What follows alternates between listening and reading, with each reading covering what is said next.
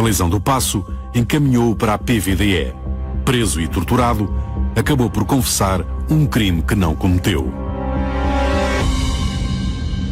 Balizão do Paço, desconfiado, conta a história ao conhecido Samuel de Oliveira, inspetor da PVDE, que ficara chateado por ter sido afastado da investigação ao atentado. Por vingança, Oliveira investiga às escondidas com Balizão do Paço e exploram uma pista esquecida. Na noite anterior, o táxi de António Granja estivera parado na rua do atentado e a matrícula fora recolhida por uma testemunha.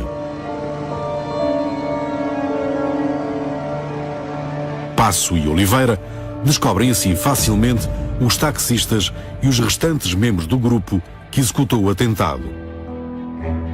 Um deles, José Lopes, até fora detido na vaga de prisões de julho, mas por incrível que pareça, a PVDE não o associou ao atentado. Balizão do Paço apresenta os verdadeiros autores aos diretores da PVDE, mas estes recusam os nomes, dizendo que o caso estava encerrado. Balizão do Paço não desiste. Fala com o Ministro do Interior, Paes de Sousa, que decide abrir um inquérito à PVDE. O inquérito, dirigido pelo juiz Alves Monteiro, descobre a farsa e os reais autores do atentado são presos em completo sigilo.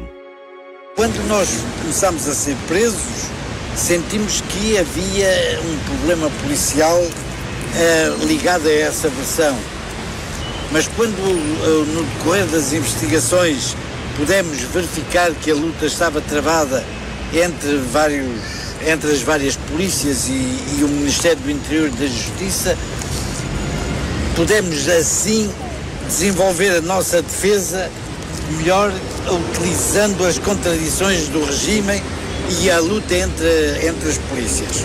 Descoberta a farsa, Lourenço e Catela lutam para sobreviver à frente da PVDE.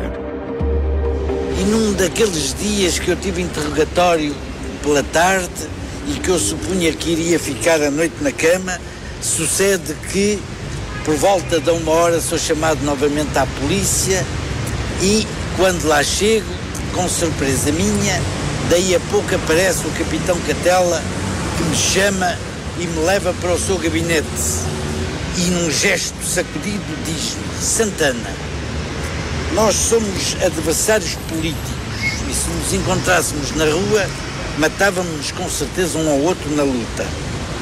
Mas eu tenho simpatia por vocês, vocês têm uma ideia, sacrificam-se por ela, sacrificam a vida, sacrificam a família e chegam aqui e são capazes de arrostar com todos os sacrifícios. Mas do meu lado, eu só vejo canalhas, porque continuam a tripudiar-me. Catela queixa-se, mas o equívoco da PVDE fora monstruoso e o que acontece a seguir ainda é mais misterioso. Pessoa de Amorim, chefe da secção internacional, escreve uma carta indignada a Salazar, dizendo que está a ser acusado de ter apresentado aos jornais falsos culpados do atentado. Mas a PVDE apaga as pistas que poderiam levar o público a perceber que a história apresentada nos jornais era falsa. Os verdadeiros autores do atentado não têm sequer as fotografias no registro de cadastro, nem Emílio Santana. A censura não deixou que estas imagens dos réus no julgamento fossem publicadas pelos jornais. O inquérito do juiz Monteiro é arquivado e fica confidencial até ao 25 de abril. Samuel Oliveira e Antero Marques, os agentes que descobriram a verdade, são acusados de traição e, à custa de processos disciplinares, são demitidos da PVDE. O próprio Balizão do Paço é reformado compulsivamente e nunca mais se ouve falar dele. Agostinho Lourenço e José Catela saem ilesos do escândalo e mantêm-se à frente da polícia.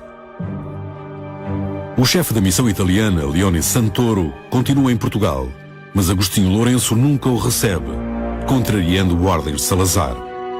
Estes episódios revelam que os diretores da polícia política são suficientemente fortes até para desafiar o ditador. Enquanto decorria o inquérito, Catela e Lourenço usaram um trunfo a seu favor. Na noite de 10 para 11 de janeiro de 1938, a PVDE consegue prender o histórico Pavel. A PVDE descobre o esconderijo do dirigente do PCP na Rua da Beneficência. Pavel, vendo-se cercado, tenta incendiar todo o arquivo comprometedor. Mas a PVDE apreende também a tipografia e, desta vez, os jornais puderam noticiar esta vitória sobre o comunismo. Em 1988, 50 anos depois de ser preso, Pavel regressa a Portugal. Na visita ao Aljube, conta pela primeira vez a sua versão dos factos. Quando me prenderam, durante a ditadura de Salazar, não se falava do Partido Comunista. Isso era tabu, não existia. Mas quando me prenderam a mim, foi tão espetacular de prisão, fueron obligados, a prensa foi obrigada a falar de ello. Se dijo que se había decapitado al Partido Comunista. Pero, não muito tempo depois, dio-me vado em forma espetacular. A fuga espetacular de Pavel tornar-se-ia num dos casos mais problemáticos da história do PCP. Uma fuga que não o transformou em herói. Antes, foi acusado de traidor. Pavel conta que estava tuberculoso e foi tratado na enfermaria da prisão por um jovem enfermeiro. Augusto Rodrigues confidencia-lhe que é um infiltrado do PCP na PVDE. Pronto, o Pavel conheceu esse jovem, conhecia a Juventude Comunista, e o tipo propôs-lhe a fuga. O Pavel, de princípio, desconfiou das intenções, não é? Y empezó a ponerlo a prueba, le hizo varias preguntas, le puso ciertas trampas, empezó a ver si era cierto lo que él decía. E concluiu que eram honestas. Pavel decide aceitar a ajuda do enfermeiro com a promessa de o levar para Moscovo. Augusto Rodrigues faz uma cópia de uma chave e escapam-se por um sótão do Aljube. El enfermero, Augusto, fue en la parte de arriba de la prisión. Había una puerta cerrada y olvidada. Él hizo con el jabón la llave. Hizo el molde y mandaron a hacer la llave. Por ahí escaparon. Salieron por ese edificio y abajo estaban unas personas del Partido Comunista con un coche. Estaba Estela Teiro y su esposo. Figueiredo, sí, estaban ellos. Y saliendo de ahí fueron a casa del doctor Lugero Pinto. Pinto Bastos. Sí. Él le curó las manos y estuvieron una semana ahí en casa de él. Pavel chega a Paris em julho de 1938, mas os homens da Internacional Comunista desconfiam desta segunda fuga. Cuando él llegó a Francia, él iba muy orgulloso de su huida. Él pensaba que era el gran triunfo para el Partido Comunista. Se escapó de la cárcel, les ganamos. Siempre pensó que iba a ser recibido como un héroe en Francia. Llegó a Francia y fue recibido como un traidor. Era a época das purgas stalinistas, em que se buscavam pecadores por todas partes. E se designou uma comissão para analisar, examinar a minha evasão. Pavel é acusado em Paris de estar ao serviço da PVDE e fica sob inquérito. Eu hice um informe completo, muito detalhado, como havia sido a evasão. Não havia nenhuma objeção, não havia possibilidade de haver objeções, pero se me dijo esto. No es posible en nuestros días una evasión de los países fascistas. No hicieron caso. Y como no creyeron o pusieron en duda mi evasión, me suspendieron.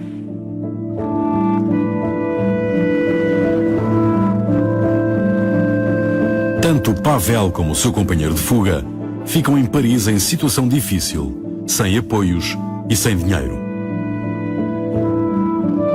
Pavel decide então cortar com o PCP, arranja documentos falsos e consegue viajar para o México. Desde 1939, nunca mais foi Pavel, nem Francisco Paula de Oliveira.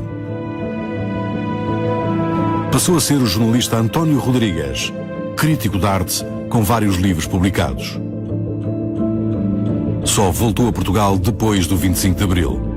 Apesar de Cunhal ter escrito que houve injustiça, no caso Pavel, o PCP nunca resgatou a sua memória. O senhor conheceu, portanto, ainda aqui em Portugal, alguns dos dirigentes importantes do Partido Comunista Português. O que é que pensava do Cunhal? Para então era um jovem, inteligente, um jovem no qual teríamos esperanças. Sobretudo isso que pensava. Fala com ele ainda hoje? Não fala. Ele está em um lado, eu estou aqui, eu o ajudo. Nesse momento, ele está em um lugar muito importante. Com o PCP destroçado e com a maioria dos dirigentes presos ou exilados, Agostinho Lourenço e Catela usam esta vitória sobre o comunismo para se afirmarem como incontestáveis na PVDE e no regime.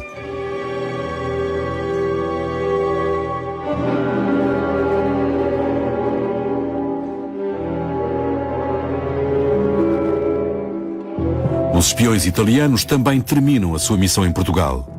Leone Santoro propõe a Salazar a fusão das polícias portuguesas numa única direção para uma coordenação ainda mais autoritária. Recomenda a profissionalização dos agentes numa escola técnica de formação. Muitas destas medidas serão mais tarde postas em prática pela PIDE. Agostinho Lourenço contra-ataca apresentando também ele um relatório, o primeiro e único em 6 anos de atividade da PVDE, que por momentos deixou de ser secreta. Mostram-se imagens inéditas do interior da polícia política. Vêem-se os arquivos e o laboratório de fotografia. A PVDE procura contrariar o relatório italiano, mostrando que já tem um arquivo moderno, agentes muito profissionais e usa novas tecnologias. Lourenço defende, através de gráficos, que desmantelou por completo a oposição e não precisa, por isso, de apoio internacional na luta contra o comunismo. Na altura, a PVDE faz também algumas prisões que acabam definitivamente com os restos do reviralhismo. Manuel Correia, que participou em todas as conspirações contra a ditadura, é preso ao fim de 3 anos. Vivia clandestino numa cave da própria casa. Desde que entrou no buraco, como nós dizíamos, nunca mais saiu. Saiu depois só quando foi preso. Pois, porque o meu pai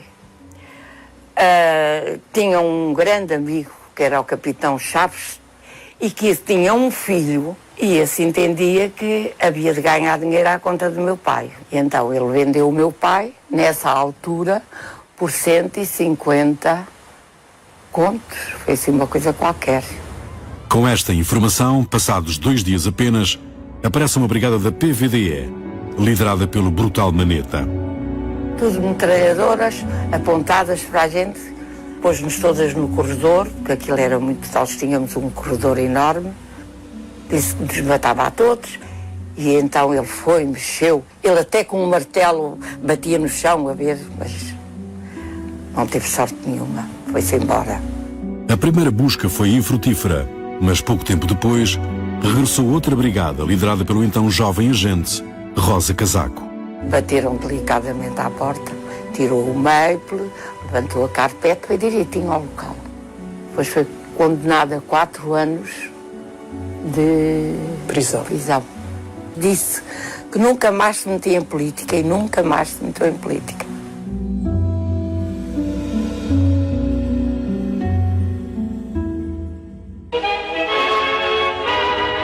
Salazar e Santos Costa aproveitam este período para reformar as Forças Armadas, afastando os militares da política e colocando-os sob poder administrativo. O final dos anos 30 é um dos períodos mais negros para toda a oposição ao Estado Novo. As condições de luta em Portugal a partir do final da Guerra Civil de Espanha tornaram-se particularmente difíceis e Salazar pôde então talvez viver um dos momentos mais tranquilos da sua vida.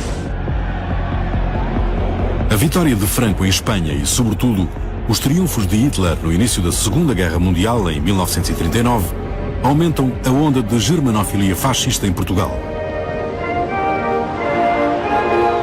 A divisão entre germanófilos e pró-aliados acontece também no seio da polícia política. Na PVDE, alguns dos oficiais mais importantes são declaradamente germanófilos, como Pessoa de Amorim e Paulo Cumano. Mas especula-se sobretudo sobre Agostinho Lourenço. Ao serviço de que potências estará o poderoso diretor da PVDE?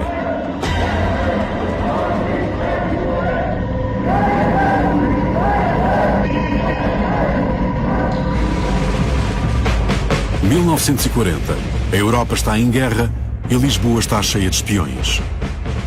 No início da guerra, os sinais parecem aproximar a polícia política dos interesses alemães.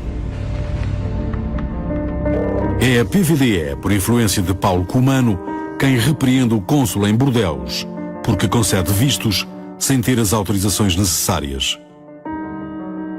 Os vistos de Aristides Sousa Mendes salvaram milhares de judeus, mas não agradaram à polícia política de Salazar. Lisboa não atende os apelos do cônsul em Bordeaux e, confrontado por um lado com a oposição do seu governo, por outro com a angústia dos refugiados, Sousa Mendes decide guiar-se pela sua consciência. Já o fizeram algumas vezes desde o início da guerra, originando protestos da polícia política, a PVDE e chamadas de atenção do Ministério. Por despacho de 16 de janeiro último, foi chamada a sua atenção para a irregularidade cometida ao conceder um visto para Portugal no passaporte de Arnold Wiesnitzer e mulher, antes de haver pedido para tal a indispensável autorização deste Ministério. Salazar mantinha oficialmente uma neutralidade equidistante, mas a atividade demonstra que a PVDE até 1943 atua em favor dos alemães. Foram desmanteladas várias redes de espionagem ligadas aos serviços secretos britânicos. O caso mais famoso é o da chamada Rede Shell, que traz a esta história novamente os dois protagonistas casapianos, o ex-guarda-redes da Seleção Nacional, António Roquete, e o selecionador de futebol, Cândido de Oliveira.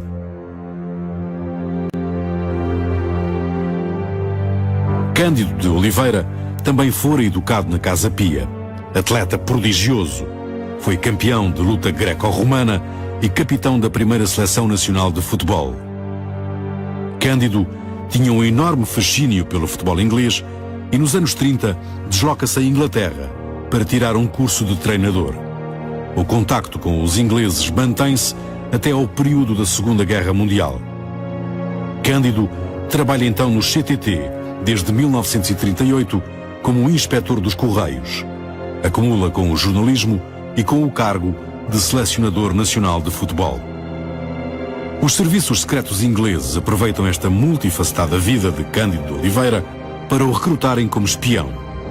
Em finais de 1940, perante os planos de Hitler para ocupar a Península Ibérica, os ingleses decidem montar uma rede secreta para organizar a resistência. O adido da embaixada inglesa, John Beaver, é o chefe da rede em Portugal. Tem casas clandestinas espalhadas por todo o país, destinadas a abrigar armas, alimentos e a facilitar a evacuação de prisioneiros. A base de apoio da rede são os funcionários da gasolineira inglesa Shell, que tinha postos a operar em todo o país. Criam também um sistema alternativo de comunicações, cujo responsável é Cândido de Oliveira, o agente Pax. O que Cândido fez foi, sendo inspetor-geral dos Correios, tendo acesso privilegiado a todas as informações numa altura em que Lisboa era o centro da espionagem internacional, o Cândido obviamente passava as informações que tinha de passar e que ia apanhando para os serviços secretos ingleses e algumas informações preciosas mesmo em termos de desenvolvimento e desfecho da própria guerra. Em 1941, as atividades dos ingleses são descobertas pela Legião Portuguesa, que consegue infiltrar na rede o tenente Ribeiro Casais. A informação é passada à PVDE. Os primeiros elementos da rede, presos e